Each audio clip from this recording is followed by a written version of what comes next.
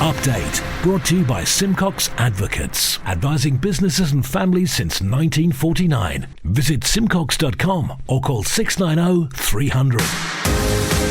Manx Radio's Update with Andy Wint.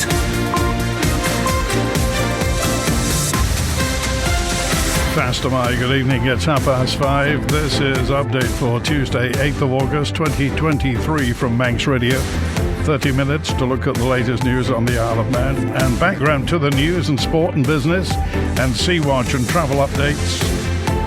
And the newsmakers in person. This evening's sex education class is delayed until next year. The second Ranson claim settled with a charity donation. Does the Attorney General really need to attend Tynwald?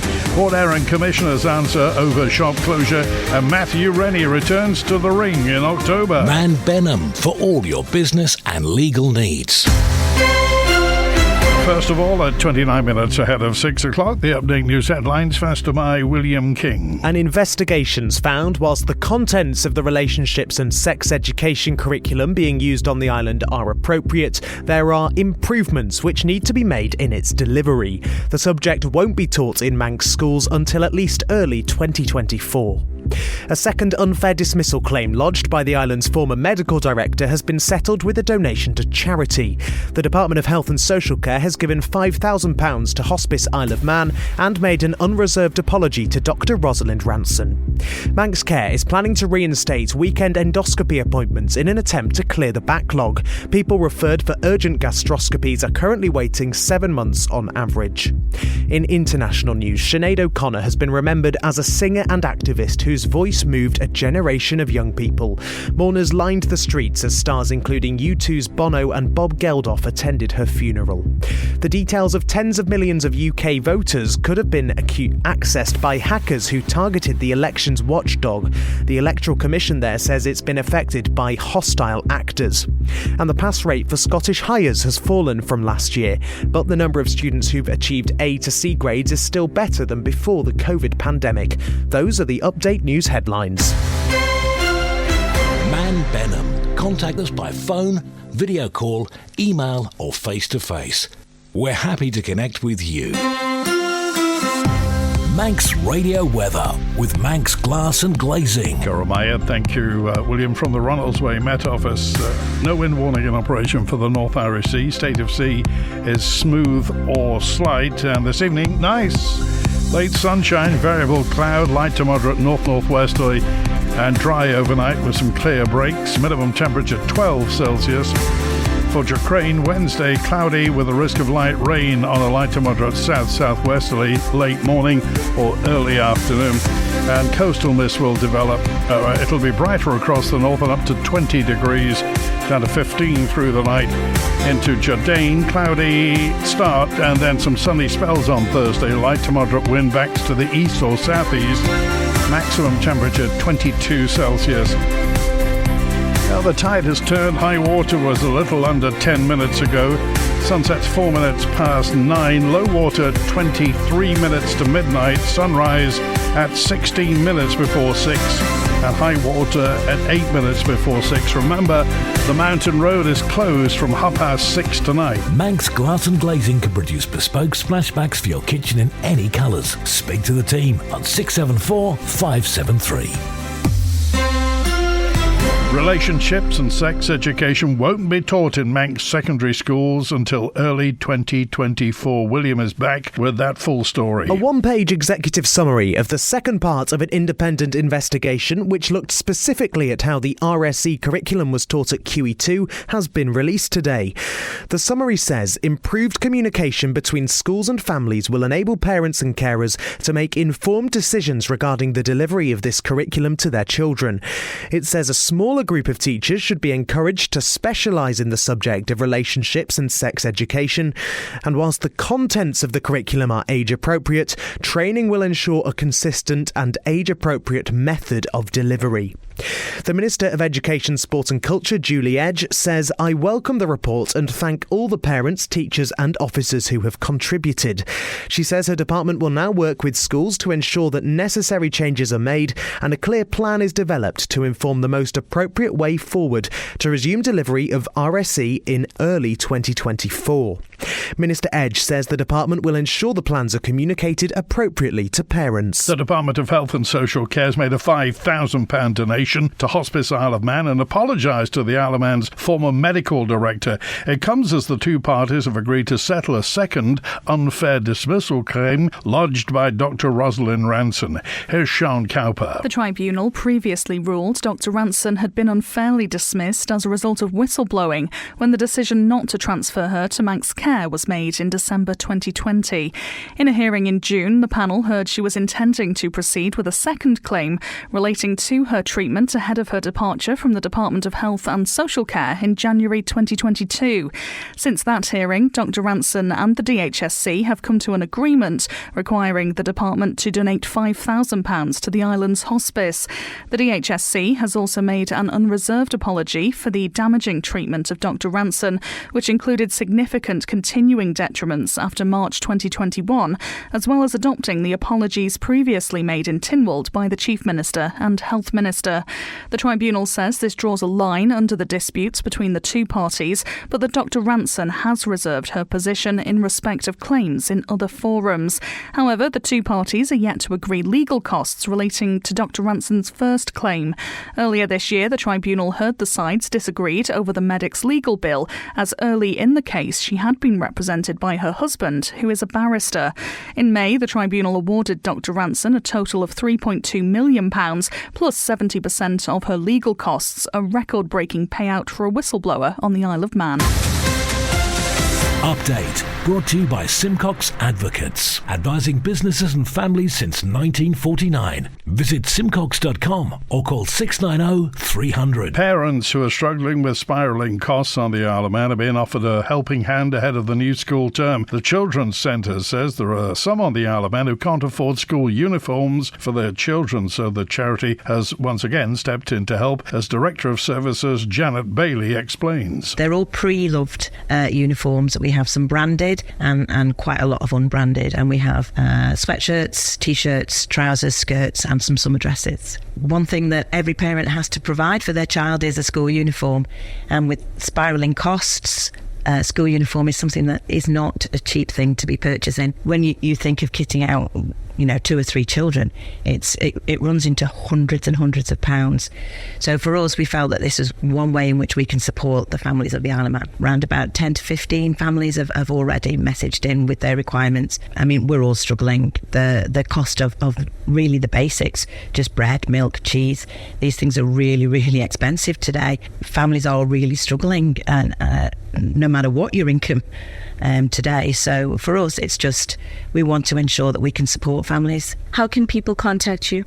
So through our Facebook, through our website, www.childrencentre.org.im. You can contact us on our telephone number, which is 800,000, or through our Facebook page, through Messenger. So for us, we're very, very aware of the cost of living crisis. We're very aware of families have been really struggling. We all work for a charity. Charity workers don't get paid a lot of money, so it's impacting on everybody. So for us, it was, we need to be able to ensure that we can support families in need. So we're running this. We've done our own little bits of quality control. Every item that we'll be giving out is in nearly new condition. We want to ensure that the stuff that we're giving out is of a high quality. So we've done our quality control. It's all been washed. Some of it's been ironed, and it's ready to go. Yeah, you don't even need to wash it. It's all ready to go. Manx boxer Mathew Rennie is confirmed to be back in the ring in October. The unbeaten fighter told Manx Radio that right now the dream of a title fight later this year is very much alive. It's at a new venue. Usually I fight at the Olympia. It's quite similar to Olympia, but a little bit more compact. So I'm looking forward to it. It's good to have a different venue because it's a different experience. You have to get used to it. Boxing at the same place all the time becomes comfortable, and I think it's always a good thing to get out your comfort zone. But it's at a place called the Grand Central Hall. No opponent as of yet. Hopefully find out in the next coming weeks. But yeah, it's just training and working towards that. 6th rounder, as I said before. And then I've been speaking to Steve Woods, who's my manager, and I think the plan is to basically have this 6th round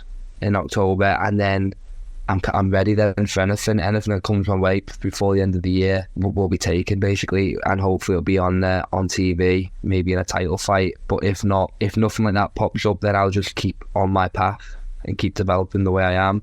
but we're ready now to take an opportunity whenever it comes. Earlier in the year, you mentioned that, one of the big ambitions was to get that title fight in some form or another. So if you get yourself a good result in October, is that still on the cards? Yeah, 100%. That's what I want next, and I think everyone's on the same page with my manager and my trainers. They all know this is kind of hopefully my last fight on like a small hall show, hopefully anyway. And then, as I said, anything that comes my way, I'll be taking. And I think that has a little bit to do with the weight as well, because after this fight in October, I will have to stay ready because an opportunity could pop up at any time. And obviously, you have to make weight for that. You have to make the championship weight for a title fight. And with welterweight, I can make that within a few weeks. Where when it was super lightweight, I'd have to have 10 to 12 weeks notice, if you know what I mean. And you don't get them 10 to 12 weeks notice unless you're like the top of the pile, if you know what I mean. Sea Watch with the Isle of Man Steam Packet Company. Battleship Ben McCree left Heysham at 2. She'll be into Douglas Bay in the next 10-15 minutes or so on the link span just after 6 o'clock. Departing at 7:30 back to Heysham at about 11:15, and then departing at 02:15 back to Douglas at 6. High-speed craft Manannan left Douglas at 2:50. She's in Liverpool now on the link span by the Pierhead and the Liver Building, departing at 7:15 this evening, back at 10. Tomorrow morning's departures: Manannan departs Douglas at 7 a.m. for Belfast, 8:45 Ben McCree to Heysham. Follow the Steam Packet on Twitter for the latest sailing information. People referred for an urgent gastro-endoscopy at the Isle of Man can expect to be waiting 7 months on average. The figure for endoscopy procedures, routine, urgent and 2-week wait, have been published as part of a Tynwald written answer. Here's Lewis Foster. Health Minister Laurie Hooper says it's worth noting that the average waiting time is the mean time, and maximum wait is very much dependent on whether the patient turned up to the appointment, were well enough to attend, or due to the cancellation of lists due to a lack of endoscopists. Recently, Mr Hooper says there's been a number of unforeseen absences of endoscopists, and Manx Care has been unable to secure appropriately qualified locum cover to undertake endoscopy procedures due to competing demands for such roles throughout the UK. This has led to a reduction in the number of endoscopy sessions that Manx Care can undertake. The impact of this is evident in the table supplied in the written response. It shows some people waiting 137 days for an urgent colonoscopy, whereas the average wait time for a routine gastroscopy is upwards of 2 years. Mr Watterson also asks whether the use of the restoration and recovery of elective activity funding has improved the position since October 2022. But the Minister says there's been no restoration and recovery waiting list initiatives since March last year, and since then Manx Care has been prioritising the undertaking of endoscopies for 2-week waiting times. That's for patients with suspected cancer, and bowel screening, which he says has seen a 10.4% increase in demand over the past 12 months. All of this, Mr Hooper says, needs to be seen in the context of an increased number of referrals covering all specialities across Manx Care, adding there has been a 22% increase for 2-week waiting time referrals over the past 12 months. He adds Manx Care are planning to reinstate the weekend endoscopy waiting list initiatives across a period of 8 weeks to address the waiting list. Manx Radio Business Briefing. At 16 minutes before 6, mining giant Glencore saw earnings halve in the first 6 months of the year on weaker commodity prices, which had surged in response to Russia's unprovoked attack of Ukraine last year. In addition to the significant weakening in energy markets, the recent overall cycle of inflation, tighter monetary conditions and limited global economic growth contributed to an average period-over-period price reduction in copper, cobalt, nickel and zinc respectively. And for a full daily market report, go to ramseycrookall.com. PayPal is launching its own stable coin called PayPal USD or PYUSD, and it could help boost digital tokens into mainstream payments use. It'll be first rolled out to American customers, and it's the first time a major firm has successfully issued its own crypto token. Companies like Meta have attempted to launch their own tokens in the past, but face regulatory hurdles that have now eased. PayPal's network already allows users users to transact cryptocurrencies like Bitcoin and Ethereum, and customers will soon be able to access PYUSD for purchases on its own payment app, Venmo. PayPal stock rose 2% after it announced PYUSD, a welcome boost for them after shares dropped 33% in the past year. The Stock Market Report, brought to you by Ramsey Crookall. UK and European markets pulled back as investors brace for significant inflation data. The US dollar strengthened. Oil fell after data showed China's imports and exports fell much more than expected in July, and gold edged lower. The numbers from Ramsey Crookall at the close in London. The FTSE 100 down almost 0.4% at 7,527. The DAX in Frankfurt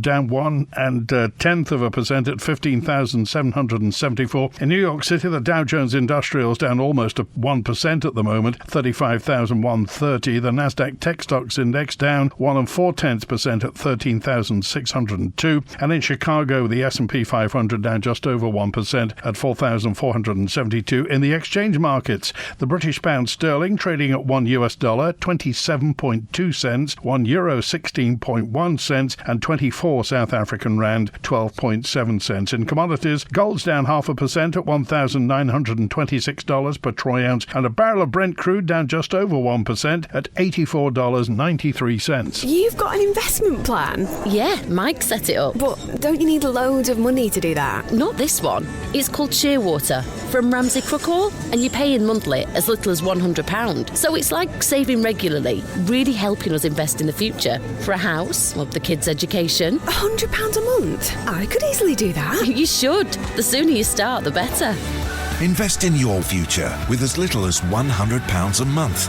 Shearwater from Ramsey Crookall, the island's investment specialist for 75 years. Call 717171 or visit ramseycrookall.com.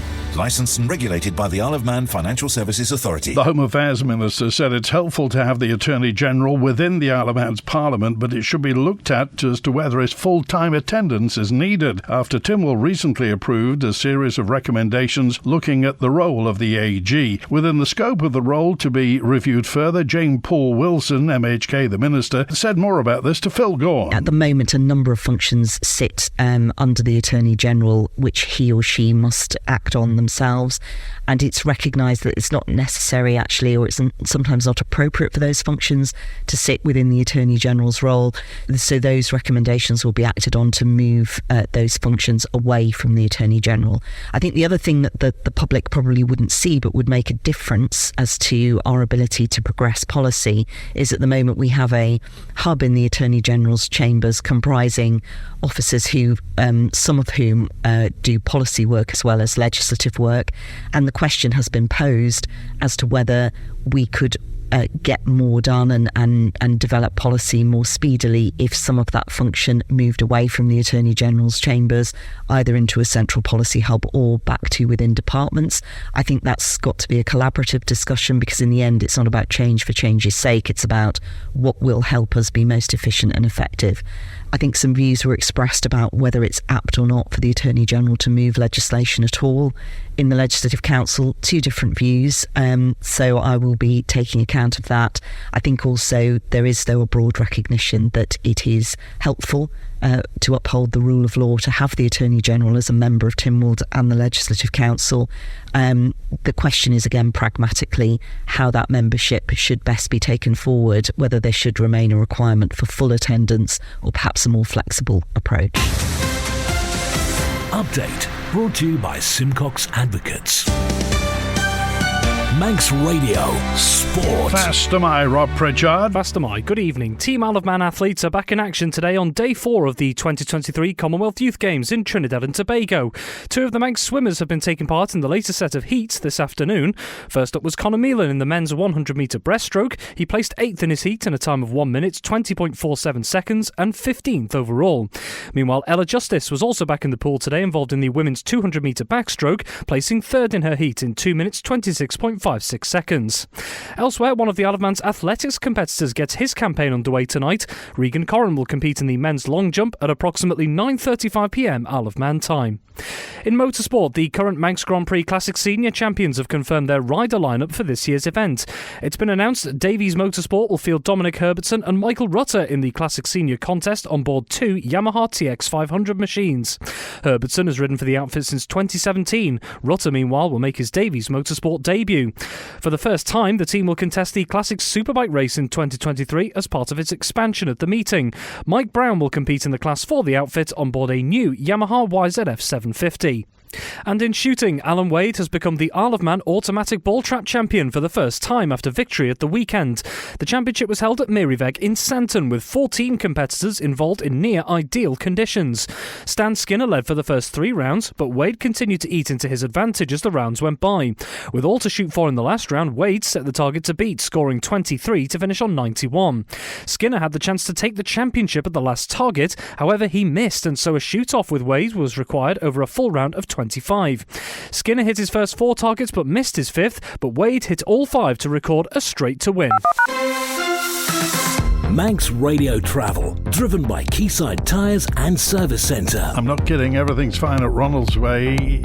Next inbound, it's the 10-8 Loganair from London City, the 5-8 Loganair returning patient transfer plane from Liverpool, and the 1/4 state EasyJet from Gatwick outbound tonight, 6 o'clock Loganair to Liverpool, 8:45 EasyJet back to Gatwick on the road. Remember, the mountain road's closed from 6:30 to 10:30 tonight from Barrule Park in Ramsey to the Craig for hedge and verge cutting. 24-hour 3-way signals in Kirkmichael on Main Road. They're doing some snagging, and also 3-way signals at Blackboards. Should have finished by now, but they may be hanging on tonight for friction surfacing and line painting. Temporary lights on Quines Hill in Port Sodrick for ditching work, and lights too at Glenmona on the Coast Road for patching work. Ballagorn Road's closed in Baldrine for drainage work.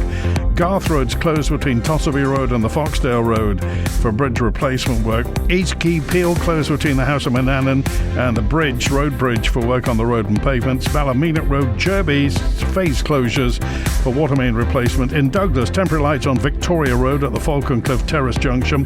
York Road's closed for resurfacing between Woodburn Road and Ballaquail Road. Hillside Avenue closed until June next year for adjacent office window replacement. 24-hour lights on Lake Road in Douglas by Tesco for work on the curbs, and temporary lights on the new Castletown Road at Annika traffic lights for telecom work. In Farm Hill, Annika Road and Cushag Road are closed in phases for resurfacing. H&HMotorcycles.im for all your motorcycle requirements. Southgate Industrial Estate, opposite Quayside Tyres. Call 665646.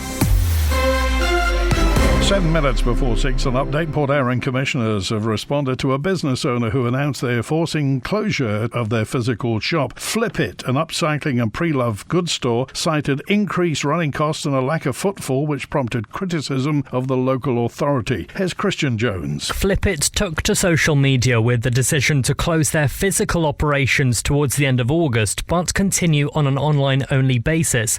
Its owner, Naomi Farger, told Manx Radio she'd explored every avenue possible, but would continually hit a brick wall.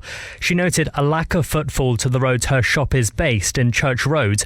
I asked why she thought that might be. There are commissioners that attend the Port Erin traders meetings, and they are noticeable by their silence. They make efforts to do something, but it always seems to fall short. Station Road has been paved. It all looks very nice. You come round the corner to Church Road, the pavements are in a dreadful state. All the effort seems to go on the train station and Station Road area and the beach. You know, they look after the beach and everything, but it's fighting a losing battle, I'm afraid. In response, the commissioners released a statement to Manx Radio which acknowledges the major impact inflationary pressures and increases to energy costs are having on all aspects of business operations. The authority says the new tourism site in Port Erin has been delayed due to various issues, but is due to open this weekend and is hoped will bring additional visitors and footfall. However, it goes on to say it's disappointing the former food store on Church Road has laid empty for several years, which had previously been a large draw for visitors, but without clear policy to address or support long-term retail properties by the government, it would likely be an ongoing issue. Lastly, it says the commissioners are supportive of regenerating Church Road, which was initially planned to be the follow-on phase to Station Road and the railway station, but the project has been delayed repeatedly, and despite authorities chasing progress with the Department of Infrastructure, there sadly now appears to be little interest in progressing this project from the current administration. If you have a news story for Manx Radio to investigate and report, email newsroom@manxradio.com or call 682 631 any time of day or night. Manx microbrewery Canines has been featured in the latest collection by the beer subscription service Beer 52. It's collaborated with the London brewery Brew by Numbers to create a pale ale as part of its Celtic Nations edition monthly box. Peter Canine of Canines Microbrewery explained how they came to be involved. It just basically got this phone call. It says, we've come across your website and would you be interested in doing a collaboration? To be absolutely honest with you, I thought it was a scam at first, someone just sort of having playing with us, so I sort of thought, okay, he says it's going to cost me nothing, so I said, yeah, let's do it, sort of thing. And then I got in touch with the head brewer from a London big brewery, and when he started saying the amounts of our recipe they were going to make, I think in that batch it'll be getting close to as much beer as we will make in a year, so that got me thinking, God, this must be quite a big outfit, with all their mail orders and that. And he also said there will be beer left over that would we mind if they put it into cask, and that'll be going out around London too, so. Did you have to come up with something new? Was it something specifically designed for this project? No, it's one that's freely available on the Isle of Man, so if you are drinking it in keg, have a look around. It's out there at the minute. It's called EPA, but it is nearly the same beer. It is out around the Isle of Man, made by me, not by Brew by Numbers, so you could sort of compare them both. I think theirs is 5.2. Ours goes out at 4.6, so it is not as strong. But looking at their bitterness and their brew charts, I think ours is slightly more hoppy than their cans. It wasn't going to cost us anything, but I thought, the exposure that we're going to get, even though it's not our beer in the can, I'm not making no qualms about that. So if you've got any complaints, come to me, go to them. And if you want to hear that full interview with Peter Canine, go to manxradio.com and click on Newscast. That's it for Update, compiled from the resources of Manx Radio's news department. Thanks to newsreader William King, producer Rhiann Evans.